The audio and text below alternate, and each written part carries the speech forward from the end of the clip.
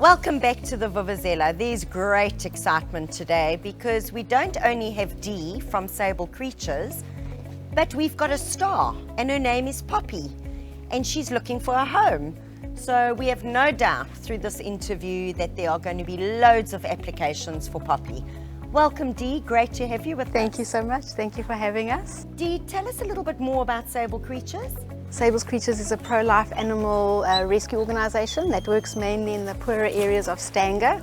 And we basically go in and we do what we can with what we have. We have feeding programs, we have outreach days where we go in and organise sterilisations, vaccinations, all that sort of thing. And then we also try and educate pet owners on how to look after their animals and just help them out, you know. So we're all a bunch of animal lovers that want to do the best that we can and just help. Wonderful, wonderful work that you guys are doing. So from the community, obviously, thank you so very much. Now, let's be honest. We are going through lockdown, COVID-19. People are battling to even feed themselves. How can the community assist Sables?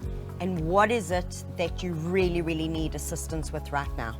Well, at the moment, I mean, nobody could be prepared for what actually happened. So, I mean, we work in challenging times as it is, and then add all this corona stuff to it, it becomes even more challenging. So, food, we've had a lot of donations of food, which has been so helpful. We've been able to go out and feed animals. Now, people are barely feeding themselves, so obviously animals fall in last. So, yeah, we've had a lot of help. We've had Lisa from Farm Serve in Mshlali. She's had a little campaign running for us where for every 10 bags sold, we get an extra bag free.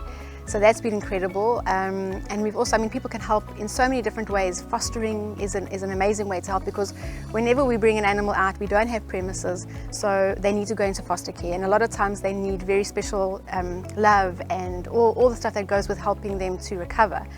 So we need fosters, we need volunteers to help us at our fundraisers. So there's so many different aspects that people can help us.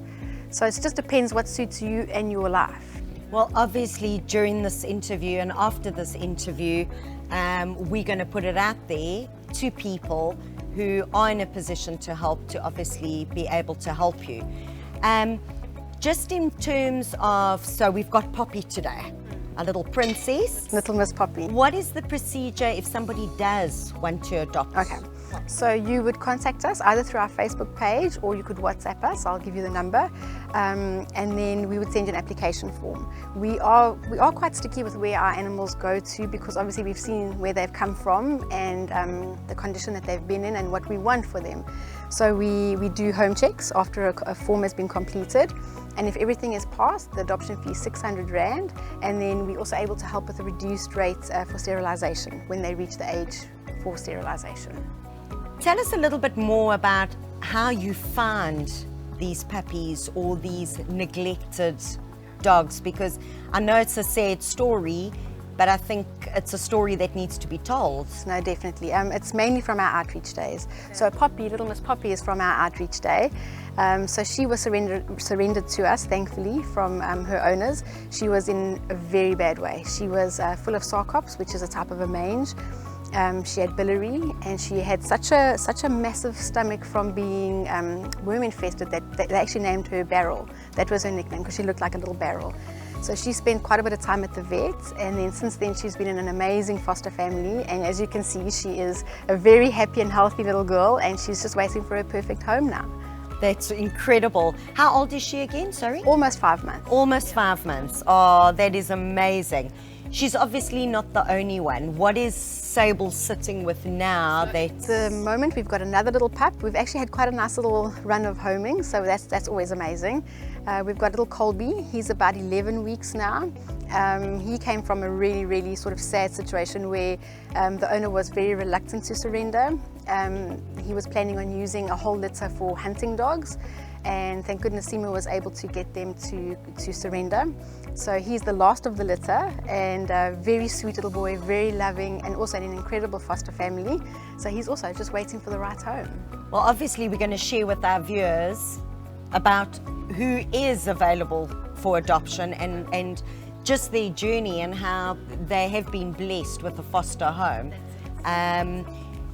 Little bit more about what it is that you guys are finding that you need assistance with now. I know just from working with other groups of people, it's those vet bills are unbelievable, and you're not going to curb this, I don't know if infestation is the right word, but these births of all these beautiful little puppies and dogs, if these, yes, the cycle.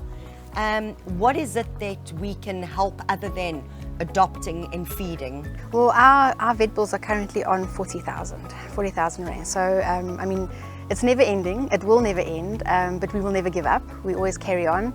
And I mean, donations are always welcomed. I mean, and that's incredible, because the more we can bring our vet bills down, the more we can actually go out and help more animals, because for every one that we help, there are hundreds that need more help.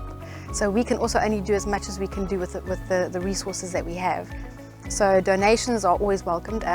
You can do it directly to our vets. We work with Belito Vets, Aloe Vets and the Ridge Vets in Umhlanga. Those are our main vets, and I mean, they help us incredibly with obviously with welfare rates, and they're really, really good to us.